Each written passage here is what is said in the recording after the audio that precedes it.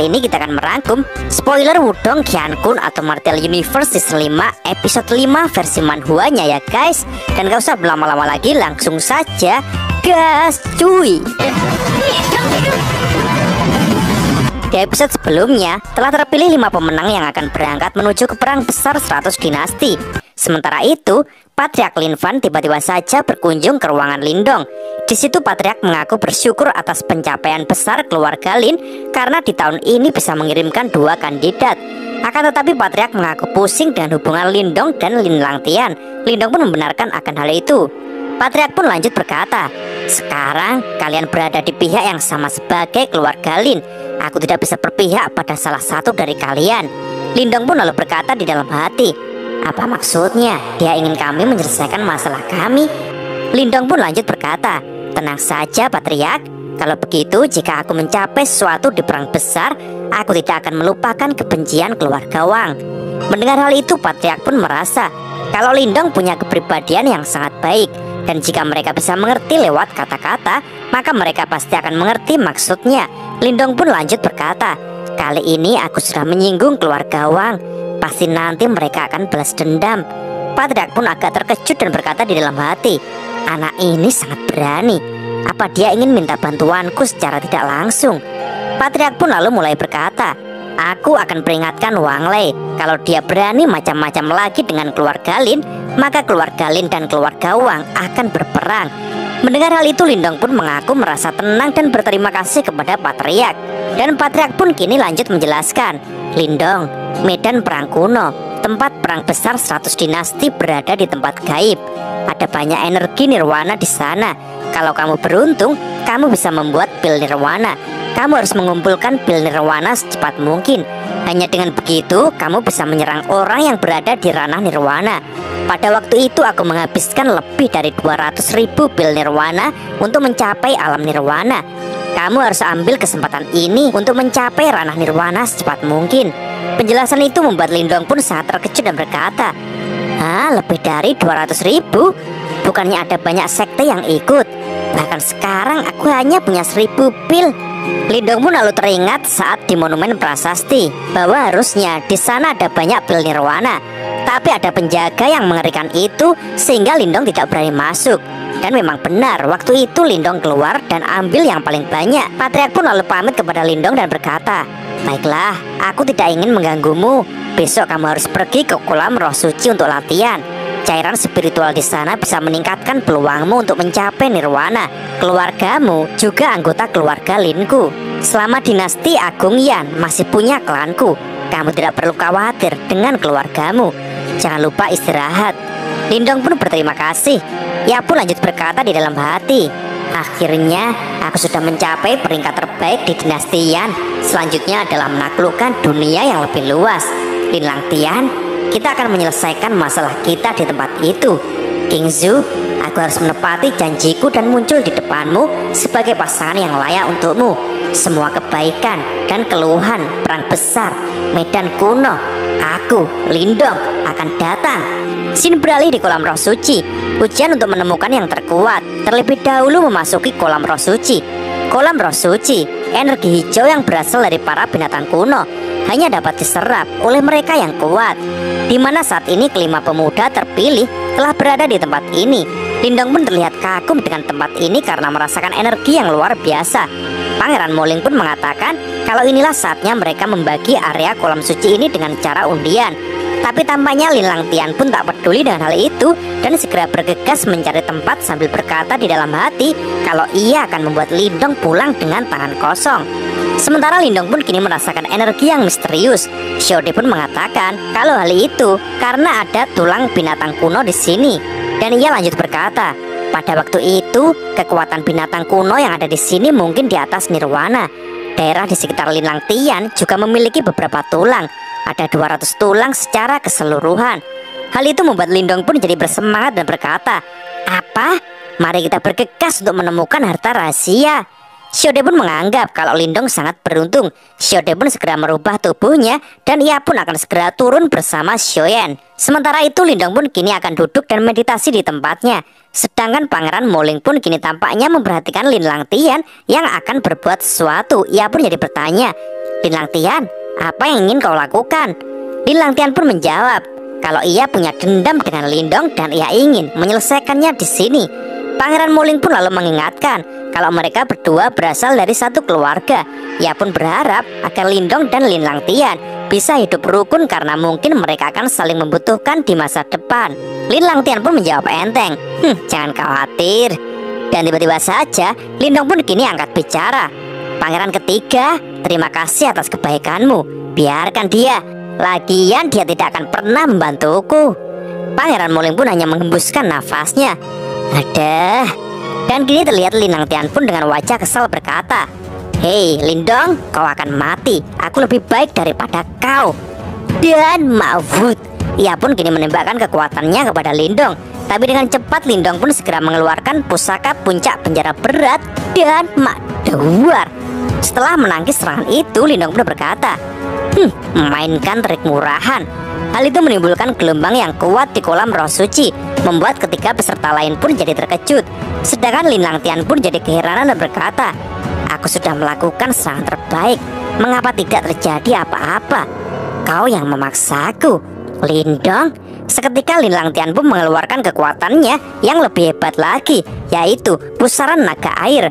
Seketika air di situ pun membentuk sosok naga dan langsung menyerang Lindong. Gelombang air yang kuat itu jelas mengejutkan semua yang ada di situ.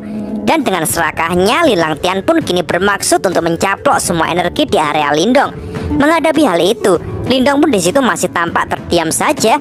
Dengan tangan kirinya yang tampaknya ia merilis sesuatu yang ternyata itu adalah simbol kuno pelahap. Seketika kekuatan dari simbol pelahap pun mulai berputar-putar untuk melahap kekuatan Lin Langtian. Tatapan Lindong pun kini mulai menajam dan berkata, konyol sekali kau Lin Langtian, keluarkan semuanya. Dan dengan cepat kekuatan naga air dari Lin Langtian pun mulai terserap oleh Lindong. Jelas hal itu mengagetkan Lin Langtian dan disitu ia berkata, apa yang terjadi? Bagaimana dia memiliki kekuatan seperti itu? Sementara Lindong pun kini berkata, nyahlah, dan boom. Seketika kini muncul ledakan yang dahsyat di kolam roh suci itu. Pangeran Muling pun cukup terkejut dengan kekuatan Lindong yang dahsyat itu. Dan kini pasca ledakan itu, tampak wajah Lin Langtian pun tampak sangat kesal karena saat ini semua energi roh sucinya telah terserap oleh Lindong. Sementara Lindong yang telah menyerap semua energi Lin Langtian pun kini dengan santai berkata, hei Lin Langtian, perjalanan ke kolam roh suci ini anggap saja seperti bertamasa ya. Zhang Man yang melihatnya pun menyahut, itu terlalu kejam. Lin Langtian pun kini dibuat malu sehingga ia pun merasa sangat marah. Ia pun segera mengeluarkan jurus manifestasinya, yaitu segel ponik surga agung. Seketika kini muncul burung api ponik yang sangat besar yang akan menyambar Lindong. Lindong pun dengan sigapnya segera mengeluarkan batu puncak penjara berat, yaitu alam gravitasi. Seketika batu besar itu segera menindih bonek api dari Lin Langtian dan bam! Bonek api dari Lin Langtian pun jadi hancur, membuat Lin Langtian pun jadi terluka dan berdarah. Lindong pun segera akan menggunakan kesempatan ini untuk mengalahkan Lin Langtian. Lindong pun dengan cepat segera mengeluarkan jurus andalannya, yaitu belantara besar memenjara jari surgawi. Lin Langtian pun juga segera mengeluarkan jurus pamungkasnya, yaitu cermin roda roh melawan semesta dan blar. Dua kekuatan yang dahsyat itu bertabrakan, tapi tampaknya Lin Langtian pun kewalahan. Ia pun segera berkata kepada kodamnya, energi gelap ini sangat menjengkelkan, singkirkan itu untukku. Lindong pun di situ berkata, aku akan melihat bagaimana kau melakukannya. Tapi seketika Xiaode pun muncul dan memperingatkan Lindong agar hati-hati karena keberadaan yang ada di tubuh Lin Langtian juga kembali. Lindong pun jadi terkejut. Apa itu? Ucapnya. Xiaode pun menjawab kalau itu adalah jiwa yang sangat kuat. Sementara itu Lin Langtian pun segera berkata kepada kodamnya, mastermu, kita harus membunuh Lindong. Dia menghancurkan formasinya dan mengambil energiku. Kita tidak bisa membiarkannya. Mastermu pun balas berkata, aku mengatur formasi untukmu kan? Bagaimana ini bisa terjadi?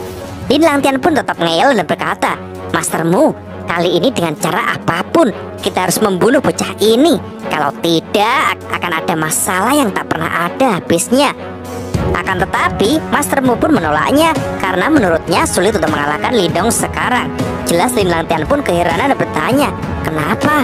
Master pun menjawab, ada keberadaan sesuatu yang misterius dalam tubuh bocah itu. Aku bertarung dengannya di dasar kolam, tapi aku tidak bisa mengatasinya. Lin Langtian pun kini benar-benar jadi tak bisa berkutik.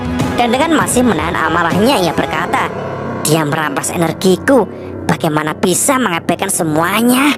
Bocah ini tidak bisa diabaikan." Mastermu pun lanjut berkata, "Kau harus bisa mengendalikan dirimu. Jika kehadiranku terungkap, itu tidak akan baik untukmu. Untuk menjadi benar-benar kuat, siapa yang tidak melalui 1000 cobaan dan malapetaka?" Lin Langtian pun benar-benar tak bisa berkutik lagi dan harus menerima kalau ia kalah dengan Lindong. Ia pun hanya bisa berkata, "Pria rendahan dari keluarga cabang. Anehnya, dia dijaga oleh keberadaan yang begitu misterius. Itu sebabnya dia berani menyerap energi kolam roh suciku dengan sembarangan. Biarkan mereka yang di depanku ini menertawakanku. Kalau begitu, aku tak akan mengulangi kejadian seperti ini. Lindong, tunggu saja. Aku akan pastikan kau mati tanpa tempat pemakaman." Scene lalu beralih saat ini Lindong yang terkejut dengan perubahan dari tubuh Xiaoyan yang baru saja mengalami evolusi. Xiaode pun lalu berkata, "Tubuh macan bodoh ini berevolusi di masa depan. Dia akan mempunyai serangan yang luar biasa. Hei Lindong, aturan bertahan hidup dalam perang besar 100 dinasti sangat kejam. Kau harus berhati-hati." Lindong pun balas berkata, "Tidak peduli betapa sulitnya itu, aku akan menjadi yang terbaik." Xiaode pun lanjut berkata, kalau Lindong harus meningkatkan kekuatan secepat mungkin. Lindong pun lalu berkata kepada Xiaode, "Oh ya, bukankah kau mengatakan kau mendapat sesuatu dari kolam roh suci?" Xiaode pun menjawab, Kau masih suka mengandalkanku." Xiaode pun lalu segera menunjukkan sesuatu, membuat Lindong pun terkejut. "Wah, apa ini?" Xiaode pun lalu menjelaskan kalau itu adalah harta roh kehidupan yang dibuat oleh buaya surgawi kuno dengan menggunakan tulangnya sendiri. Lindong pun menilai kalau ini sangat tidak buruk. Ia pun segera mencoba memegangnya, tapi ternyata tombak itu sangatlah berat membuat Lindong tak kuat dan berkata, "Tombak buaya surgawi berat sekali, pasti beratnya puluhan ribu kilo." Tapi tiba-tiba saja tombak itu pun meluncur dengan deras dan menggeret Lindong. Lindong pun jadi kewalahan dan berkata, "Tidak, tombak ini melawan dengan ganas. Sial, sulit sekali mengontrolnya." Lindong pun berusaha sekuat tenaga menahannya. Ia pun segera mengeluarkan tubuh guntur hasil besarnya. "Tidak peduli seberapa kuat kau saat hidup, aku akan mengubahmu." "Ya!" teriak Lindong. Terlihat pertarungan Lindong dengan tombak itu pun mengeluarkan gelombang yang sangat kuat menjulang ke langit. 5 hari kemudian, terlihat Lindong pun tergeletak belum sadarkan diri dengan memegang tombak buaya surgawi. Tapi tampaknya pemurnian Lindong pun sudah berhasil. Dan tiba-tiba saja Lindong pun mendengar ada seseorang yang memanggilnya. Lindong pun mulai berkata, "Siapa itu?" Dan tak disangka Lindong pun kini melihat Nona Lin Qingzu di hadapannya dan ia berkata, "Lindong, apa kau tahu? Aku sudah menunggumu." Jelas hal itu sangat mengejutkannya dan berkata, "Qingzu, aku juga sedang mencarimu." Tapi tiba-tiba saja, bah, dan ternyata itu adalah boneka roh darah. Lindong pun sangat kaget dan kebingungan. Xiaode pun segera menyuruh Lindong untuk segera menekan boneka darah dengan cepat atau dia akan membunuh Lindong. Lindong pun bingung dan bertanya, "Bagaimana cara melakukannya?" Xiaode pun menjawab, "Kau gunakan saja kekuatan penekanan dari puncak penjaga berat." Scene lalu berganti. Dalam 5 hari terakhir, kekuatan masing-masing faksi menggunakan 50.000 pil nirvana untuk membuka lingkaran sihir. Lindong dan kelompoknya pergi ke medan tempur melalui lingkaran sihir. Ada harta yang tak terhitung jumlahnya di sini, serta warisan dari orang-orang kuat yang tak terhitung jumlahnya. Ada binatang iblis yang tak terhitung jumlahnya berkeliaran juga di sekitarnya dan lebih berbahaya saat di malam hari. Dalam perjuangan ini, pemenangnya akan menjadi terkenal di seluruh dunia dan yang kalah hanya akan menjadi jiwa yang tersisa. Lindong yang saat ini sudah berada di battlefield pun merasakan kalau tempat ini memiliki energi surga dan bumi yang luar biasa besar, dan vitalitas di sini mengandung energi nirwana. Xiaode pun langsung berkata, "Lindong, kau telah menelan jimat leluhur. Murnikan di sini segera, mumpung di tempat ini banyak mengandung energi nirwana." Pangeran Moling pun berkata kepada semuanya, "Semuanya, kita bisa hidup lebih lama di sini hanya jika kita bersatu. Ketika kita memasuki titik pertemuan, kita harus berusaha untuk lebih berhati-hati ya." Tapi tampaknya ada keanehan yang terjadi karena Pangeran Moling merasa kalau titik pertemuan ini sebenarnya sudah dikendalikan oleh suatu dinasti. Dan benar saja kini terlihat seseorang yang marah-marah. Orang itu bernama Haomeng. Ia pun berteriak, kota ini adalah titik pertemuan semua orang. Beraninya kau mengumpulkan pil nirwana di sini. Itu keterlaluan. Aku tidak akan memberimu 10 pil nirwana dengan sia-sia. Ayo bertaruh berdasarkan kekuatan. Mari kita lihat siapa yang lebih baik. Haomeng pun kini berlari untuk melakukan perlawanan dan masak. Haomeng pun dengan mudah ditebas oleh orang di situ. Pemandangan itu membuat Pangeran Moling, Lindong, dan Lin Langtian pun cukup terkejut dan berkata, sangat kuat. Kekuatannya secara mengejutkan menekan orang di level yang sama. Itu benar-benar melukai.